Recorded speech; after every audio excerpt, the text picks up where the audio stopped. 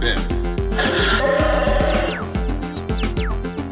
Where did you dig up that old fossil? Going into Toshi Station to pick up some power converters. That's no move.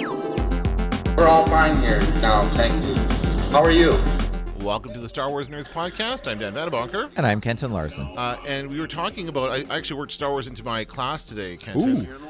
We were talking about, I'm kind of blending some of my social media marketing class into first year radio because we're talking about now is my students have made their podcast. They've all created a podcast.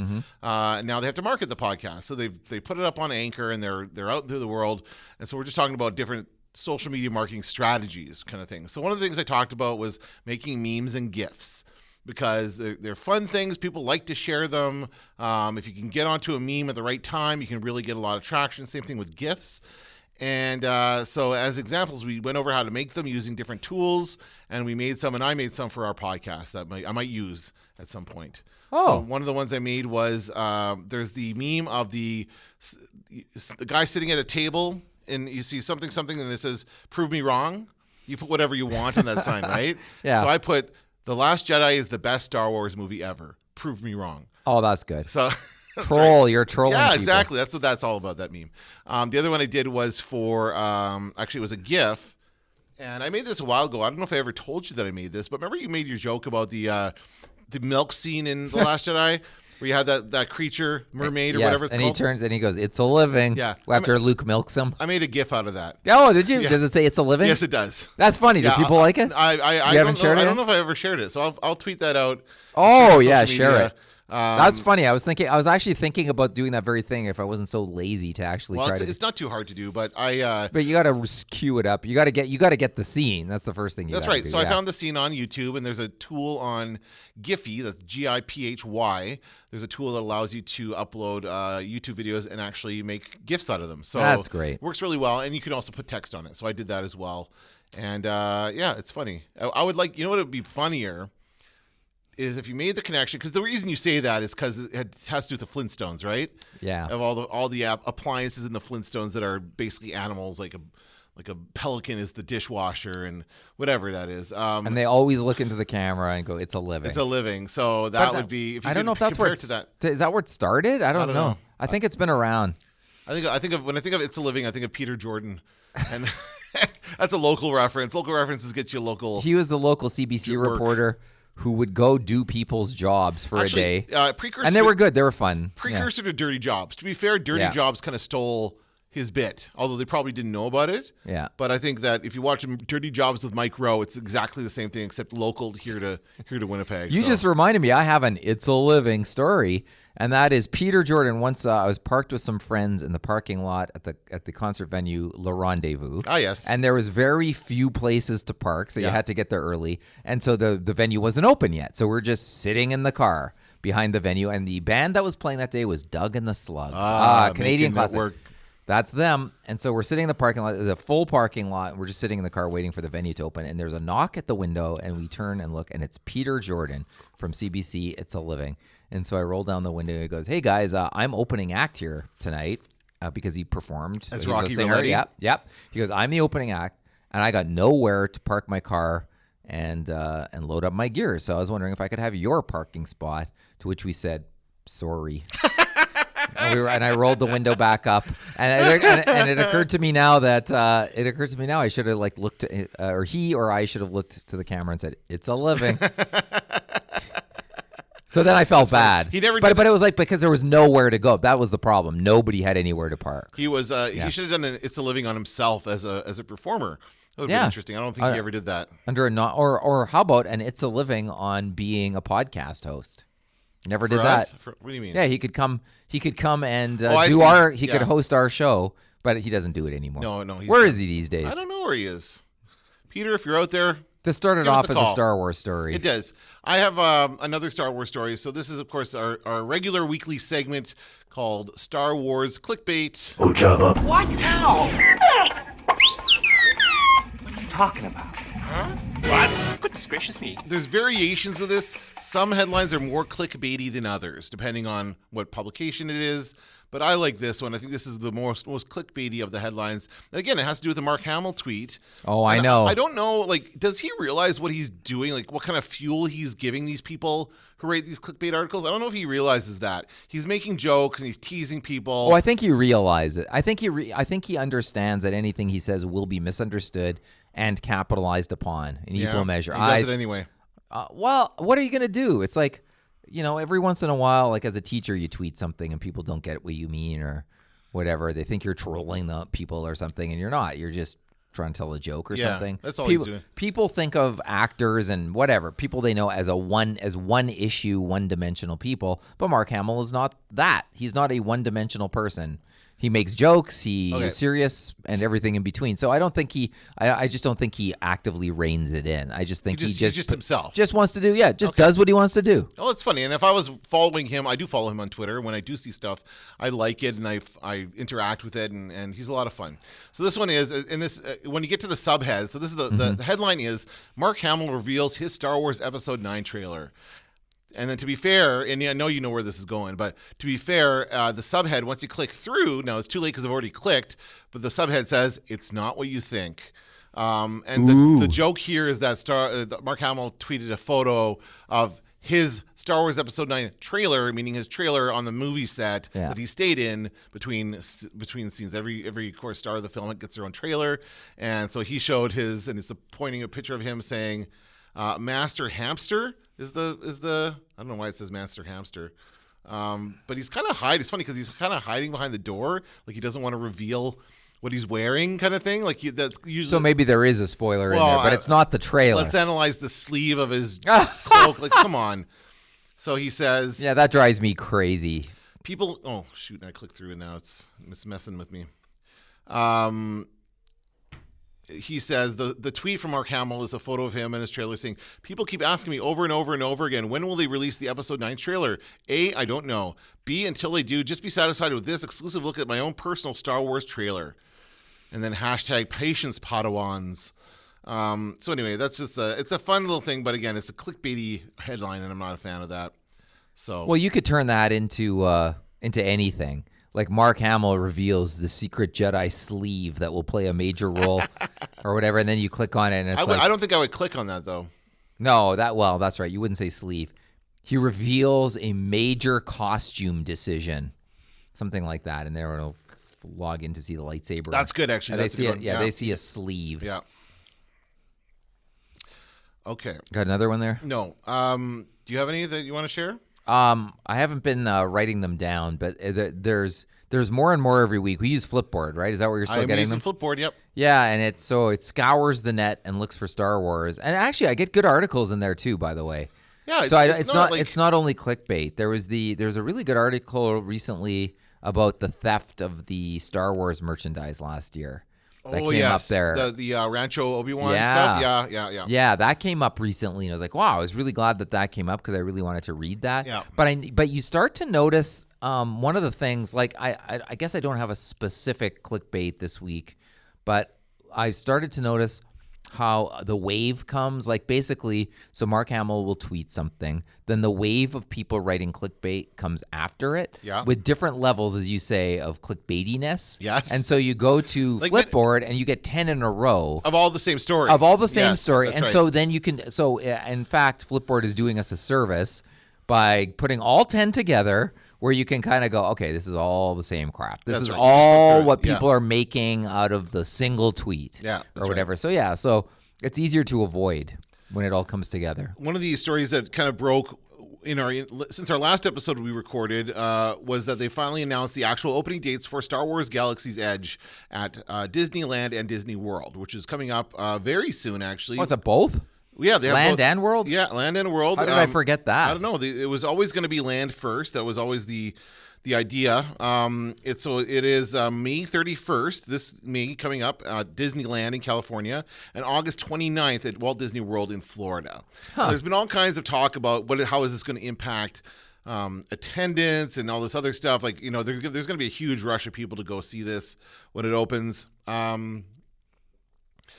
It says that is the largest single themed land ever created in a Disney park, so it's going to be larger than any of the other themed lands at Disney. Although at Disneyland, I'm getting confusing people here, but Disneyland only had 2 to begin with. They had the proper Disneyland, which has always been there, and then there is the California Adventure, which kind of takes a lot of it has a Cars land, it has other kind of tangential Disney-ish things, but it's not necessarily the classic Disney characters. So this is the 3rd thing. And of course, at Disney World, this is the 5th park at Disney World after Magic Kingdom, Animal Kingdom, Hollywood Studios, and Epcot, right? So this is the 5th one there. Now, one of the things that I find interesting is I thought this would be fun to go through this list. This is a list of the food that's going to be available at the different places to eat at Disney. So they've got the names of the dishes here and photos, and I'll share this link so people can look through this stuff. But I thought I'd bounce these off of you and get your reaction to. Please tell me there's Wookiee cookies. I don't think so. That was the original Star Wars menu item. I think that I think what they're going for here is to make it feel like genuine Star Wars food. Oh, okay. So, and is the food of high quality, or does it look to be cheap? There's various Disney. I think I've spoken about this before on either this or Media Nerds. At Disney, there are varying levels of food you can get. You can get like super expensive. There's a character restaurant. I'm sure there will be in Star Wars Land as well, where it's like you sit down to eat and the Star Wars characters are walking among you and they come up to the table, and they do that with like the basic, the Disney characters and all kinds of stuff. It's super expensive. It's like $50 a person for that. It's usually a buffet, that type of restaurant. It's character dining, they call it. And then you could go all the way down to a basic kind of fast foody kind of a place. But even those are pretty good. Like we had a tacos, or there was a taco stand or place or whatever when we were at Disney World, and it was decent. It was better than Taco Bell. I'll say that much, right? Better than your standard fast food in that category. So, all right. So here's some of the. Okay, first one is called Braised Shack Roast, spelled SHAAK, not Shaq as in Shaquille O'Neal. Shack roast, and it is a hearty beef pot roast complete with cavatelli pasta, kale, and mushrooms. Found at Docking Bay 7 Food and Cargo. This is one of the restaurants.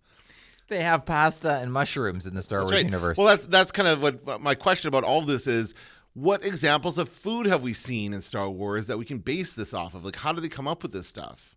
Like, the only food we know of is the blue milk, right? What are they eating what is Luke and his aunt and uncle eating at the table there when they're eating? We don't know, right? Scones. Well, we don't know. What else? I'm guessing scones. What else is there? Luke has a bite of something to eat on Dagobah. When he gets there, he has a little snack. He's eating little like a. That's like astronaut food. Yeah, it's like a little protein bar or something like that. He's eating that. I just can't think of any other examples of Star Wars food. We've also never seen a Star Wars bathroom, so that'll be new. Disney World. That's right. That's right. Well, it's the same. Well, Star Trek, we have seen bathrooms down in Star Trek, but Star Wars not yet. Next one is called Fried Endorian Tip-Yip. More Tip-Yip. This comes from Docking Bay 7 Food and Cargo. This, I guess, is the restaurant. Fried chicken dish comes with a healthy heap of roasted vegetable mash and herb gravy. Now, the cool thing is that they make it look like they've deep fried it. It looks kind of like, I don't know if you can see that photo, but it looks a little bit like a weird shape. Yeah. It's like they're making this into a weird shape that doesn't look like a normal chicken finger. It looks like I don't know what it looks like, but it looks like a rib of some kind of creature. Like a hot dog from here. Yeah. But it's actually what it looks like to me is like the shape of a Twinkie. That's what it looks like to me. Fried Endorian Tip-Yip. Ithorian garden loaf. So again, it's a vegetarian. Oh, hey vegetarians! Star Wars Land has a meatloaf just for you. This plant-based garden loaf is served with roast vegetable mash, seasonal vegetables, and mushroom sauce. So that's like a vegetarian option for those of you who don't eat meat. Felucian garden spread. Smoked Kadu ribs. I don't know. Like, so they have exotic names, but the ingredients are all what we know. Pretty much, and they all kind of have the same look of like this is a mix of vegetables or something, and then the piece of meat is kind of laid on top of it. This is how they imagine food would be served up in the Star Wars universe. Well, Pablo had to tell them how to do it. I'm wondering if he had any input into this. He must have. He must have, right? I think I saw him tweeting that he had that he had worked on Galaxy's Edge. So Yeah, he has definitely consulted on it. So I don't think Pablo's known for his culinary skills. I don't think he's ever published a cookbook. But he would be, so he would probably come up with the concept or theme or something, and then they would have a. No, but he's good. What Pablo's really good at is, B. Arthur, of course, was in the Star Wars universe at the bar, so yes, they could have B. Arthur singing songs as this stuff is served. Someone playing B. Arthur in the holiday special. They should have like I'm sure they could do this. Make kind of a hologram looking display. They could absolutely do this. Have a hologram of B. Arthur singing. That would be awesome. And it just occurred to me, isn't Harvey Korman playing a Julia Childs character in the holiday special too? Yes, he is. So that is the Star Wars equivalent of the Swedish Chef. There you go. Or whatever. That's so we have right. there's that. I'm trying to think, was there any other food related Star Wars character? Just whatever they eat. Well, the bartender. Yeah, whatever they eat at the Ewoks give them food. Like you never get to know what the name is, but that's kind of like Ooh, you know what they should have? Walrus Man arm. Should be on the menu. Like it should be actual things that happened in the movie. That's hilarious. You just that could be roast funny. it up. Yeah. It's got a sleeve. It's got the hand on the orange sleeve. That could be great, actually. I guess they can't do that. No, that would be in bad taste, I think. Then generations of kids would see the movie and go, "That's the arm that we ate at Disney World." Well, that's interesting. Yeah, that so they have those this. are some of the ideas behind that. And So again, is the idea that you spend the day here in this theme park? Well, I'm sure they want you to spend multiple days there. So is there a hotel there? Yep, there's gonna be a hotel. The hotel is only at Disney World, not at Disneyland. They don't have the space for it. I don't know. Actually, I don't know when the hotel opens. It might not. I don't think it's gonna be part of the opening of the park. But is there like a specific? I haven't been to Disney World since I was in grade 4. But Right. is there like a specific hotel in that area as opposed to just a Disney World hotel? Is there a Star Wars hotel? There will be a Star Wars Okay. hotel. It's not ready yet. Gotcha. But not only in Walt Disney World, not in Walt Disneyland. Gotcha. That is, they have a couple of hotels at Disneyland, but they Mm-hmm. really are limited in space, right? Because they can't really expand out too much. Whereas Disney World, they bought a huge parcel of land and they have a virtually unlimited space to expand out from. So, and I've driven around there. I did that recently, and it's like it is a good drive from park to park. And of course, it's all connected by the monorail. So you would probably wherever the Star Wars hotel opens, you would be able to take the monorail straight from the hotel to the park and get off there. It's pretty straightforward. But yeah, it seems like it's going to be a lot of fun. I can't wait to see. And the reviews are in. People are saying it's awesome. People are getting kind of a sneak peek. Are saying it's really, really good. I'm excited to visit it again. I was hoping this summer. It's not going to happen this summer, but sometime soon. We have a deal. Okay, Shannon, my daughter Shannon, is really into Harry Potter. Like she's full Harry Potter mania right now. She's reading the books and she loves them and everything. Anything that gets the kids to read. That's For what sure. I say. Yeah, no, I have no problem. These are big books, by the way. Those Harry Oh Potter yeah, books they're not easy reads necessarily. No. She's diving right in there. Yeah, part 3 is, I think, where the book starts, or no, is it 4 where it goes from just basically being a pocketbook to being a Yeah. a 'Cause major. I think she's on number 4 right now. Yeah, I think Goblet that's of the Fire. one. Yeah. So anyway, she's reading that, and she really wants to go see the Universal Studios Harry Potter universe or whatever, right? The Hogwarts and all that stuff. So the deal is we're going to go there. She wants to go there before she turns 11, which is 2 years. Why the timeline? Well, I don't know, because that's when Harry Potter went to school. Oh, And she she wants to go there when like at the same age that Harry Potter was. Well, you should explain to her that as you grow up, your desire to go there will decrease. So let's let you age to like 30 before we go. That's right. No, I don't think that's true. I think the average age of the person going to that is probably mid-20s. Like we mention Harry Potter to our students and see their eyes light up. I tell you. Yeah, but I don't get the sense that the movies. Yes, I don't get the sense that everybody went into the books. Some. One of the podcasts I mentioned before is a Harry Potter podcast that 2 students are doing. And they follow both the books and the movies. So right. they do talk in depth about the books and the differences between the two, which is really interesting. So, yeah. Anyway, the deal is if we do that, we go down to Universal Studios and then also at the same time visit Galaxy's Edge. And I get to my Star Wars fix. I wouldn't mind waiting till the hotel opens up just so I could try. It's probably $1 million a night. Well, you want to see all of it. One night in the hotel. And it should look like Cloud City where you see them in the room. That would be awesome. Yeah. Yeah, I can't wait to see what they've come up Billy with. D. Williams comes in and goes, well, what have we here? Every 5 minutes, he comes. A hologram comes walking in. Yeah. Yeah. So yeah, I'm excited about that. I think it's a great new frontier for Star Wars. We're going to see more and more of that stuff to come, I think. Yeah, I mean, and I'm not against it. It's great, but it's just not.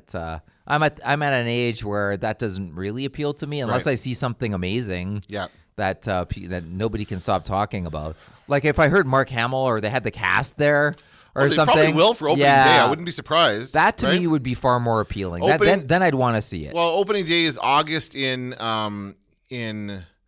August of this year in Florida, so that's close enough to the release of Episode 9 that I suspect they'll have some sort of promotional thing going on with that.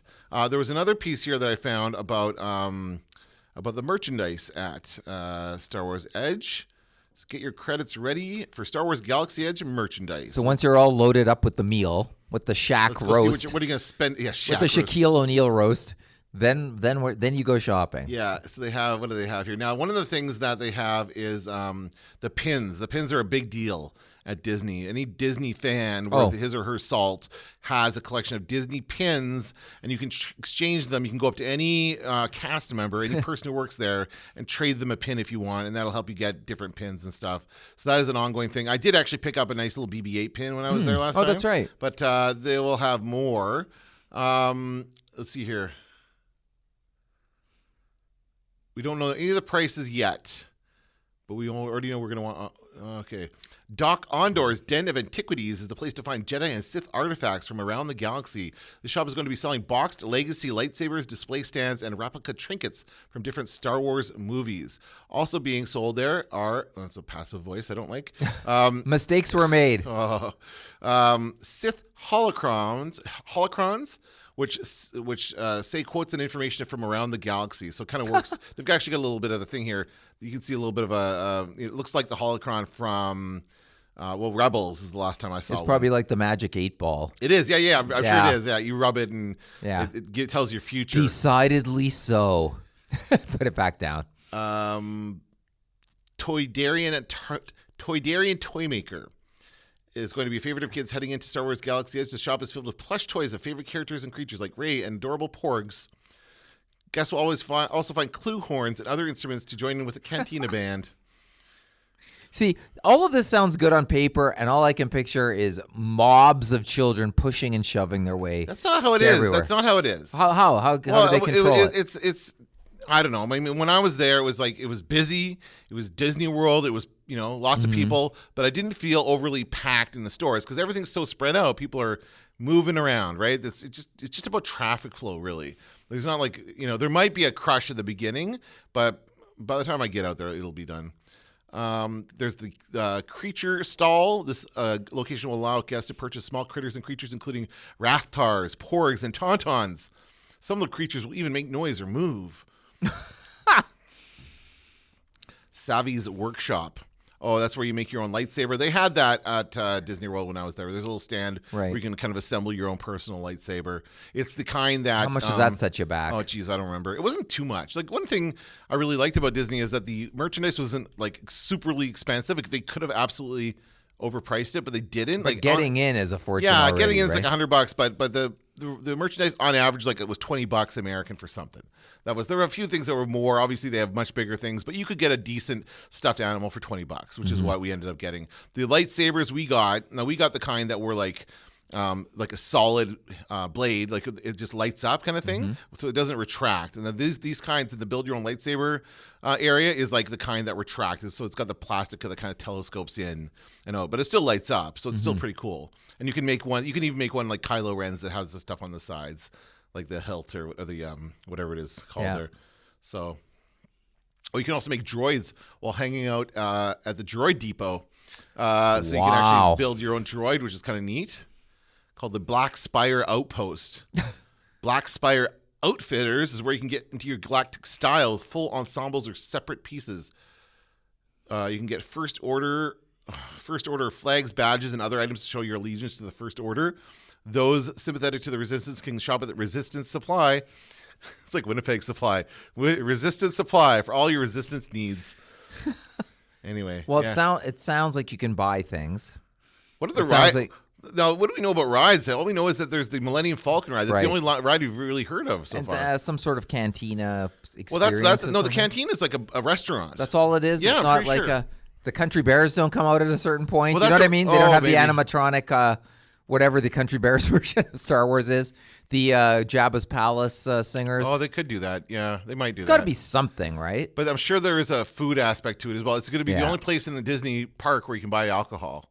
So, Oh, really? Yeah, you will be able to buy alcohol in there. So, Sounds like I'd need it, being around all those kids running around everywhere, and pushing and shoving and hitting people with the you just wait. You lightsabers they wait. just built. When I go, I'm going to be posting on Instagram. I'll be posting the equivalent of the feet on the beach posts, which is going to be my feet up on a stool in the cantina and saying, "Wish you were here, Kenton." Will the kids be in the distance hitting each other with their? I don't know. Remember when I think your kids brought lightsabers here to school? Those are the ones we bought. Yes, those are Right. the ones we bought in Disney World. And you know what I still remember? I remember you leaving the school. They were following you. They were younger then. So how many years ago? I don't know. A few years ago anyway.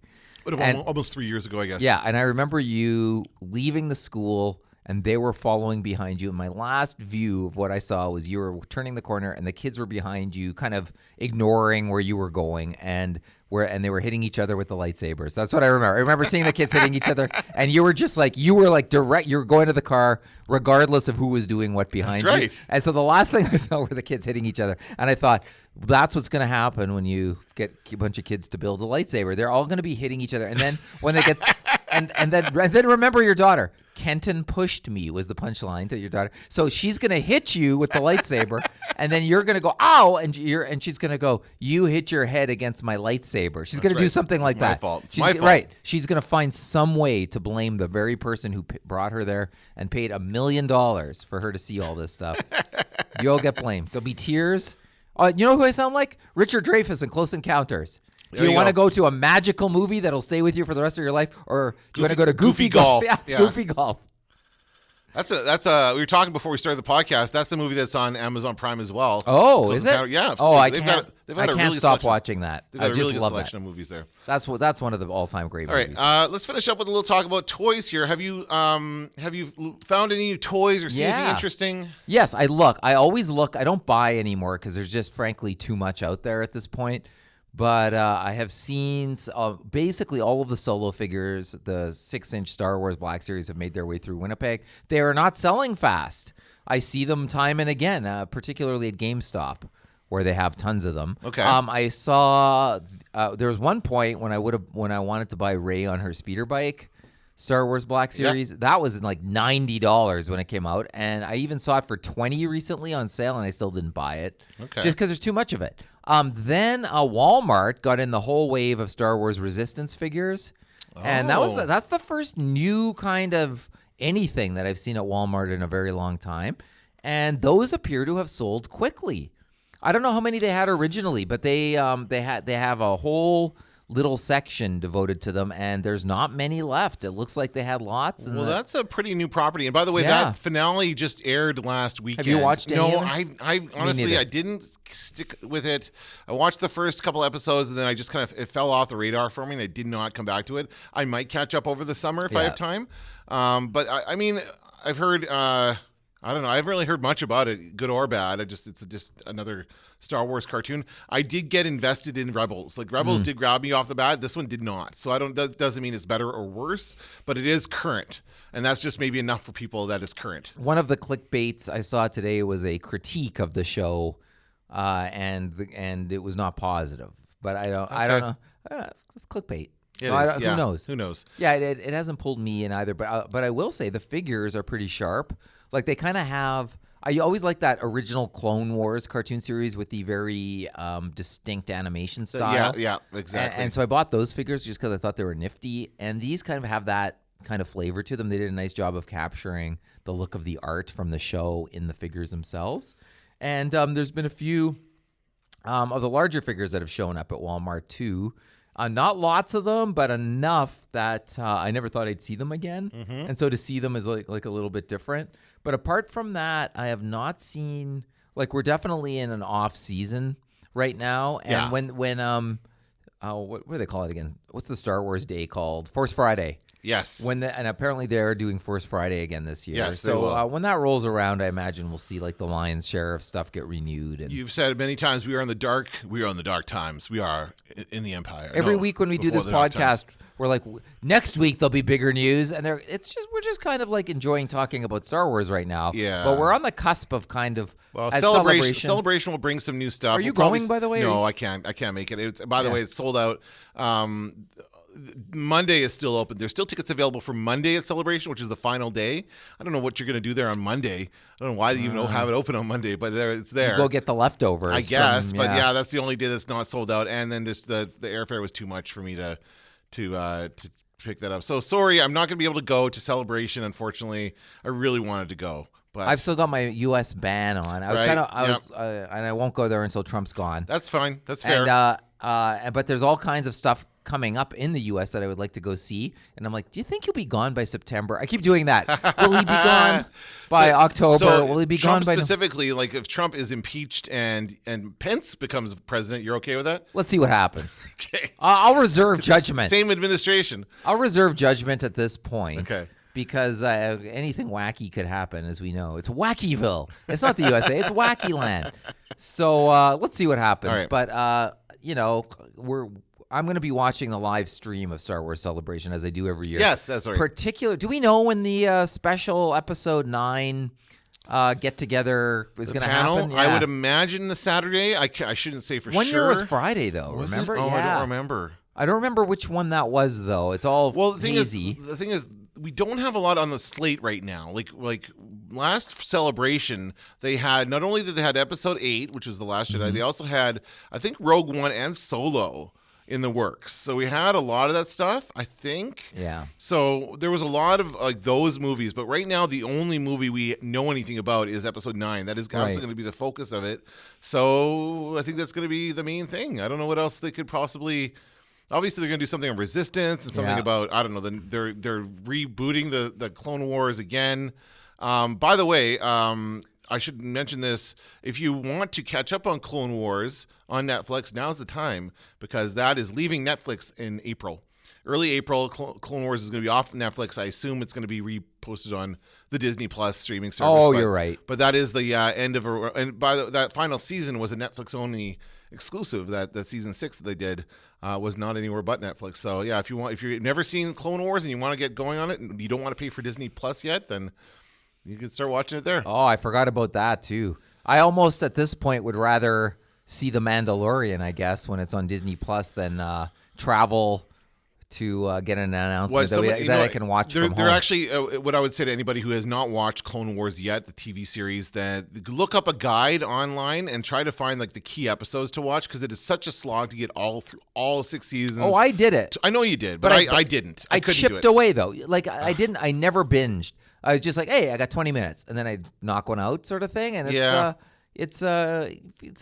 It's sort of like a pastime. Like if you go into it with binge, I'm gonna binge this. It's gonna kill you. You can't do it. No, and there's lots of shows like that. Yeah, it's true. Everybody told me The Good Wife is fantastic, and so I'm like, oh, is it? And I go look, and it's like 15 seasons of 100 episodes a season. I'm like, I'll take your word for it, but I can't get into this. And there's a little bit of that with Clone Wars. There's lots of episodes to get into a show that was designed for another era of television, right? Designed for an era of television that doesn't exist anymore, in which you would just watch it from week to week. You would show up there Mondays at 7:00 and watch the same show. Yeah. Doesn't happen anymore. By the way, we're hitting the mics with our hands like endlessly today. What happened? I don't know. I just did it. I did it 3 times, I think, so far. I've seen you do it once. I'm what are we adjusting. doing? That doesn't come through in the sound when I adjust. No. But it's been like this is a rookie mistake is hitting this mic, and I've done it 3 times already. Oh, I don't know. Yeah. You're out of practice. Well, there you go. Okay. It's because there's no new Star Wars. That's why. Right. Anything else you want to talk about before we wrap things up? No, I don't think. Let me put my mind. Oh, there's a new Star Wars book out that I saw. And speaking of clickbait, hang on a second, because I saw it, and I was like, I think I might like to buy that book. Hang on, let me just get it here. And here it is. See this? The Star Wars Archives, it's called. Yeah. Have you ever seen this before? I saw a thing about it today. That's all I saw. Star Wars Archives 7783 coffee table book. $126. It was originally retailing for over $200. It says here. It's on 9to5toys.com. And they said the price. Update. The price actually went back up a little bit. So be it. And it's on Amazon. And it was originally released in December, but I missed that completely. Yeah, but me too. So there it is. It looks like it's an interesting book. I don't know. Part of me was wondering, this isn't just a compilation of those other hardcover books I have, is it? Better check first before you buy it. Yeah, it might be. It might actually be that they finally put all those books together and into one volume, which would be genius because it took me forever to get that Return of the Jedi one. Yeah. So if that's what they've done, then it's probably still worth it. But for sure, that's the only thing that I saw in the last little bit on Star Wars that I was like, oh, all right, here we go. But apart from that, I have not seen. As we say, we're gearing up for Star Wars Celebration. It's the dark times. It has already seen the end of Ben Kenobi, and soon it will see the end of the entire rebellion. That's going to do it for this episode of the Star Wars Nerds. I'm Dan Vadabonker. I'm Kenton Larson. Don't let the Force hit you on the ass. We're all fine here now, thank you. How are you?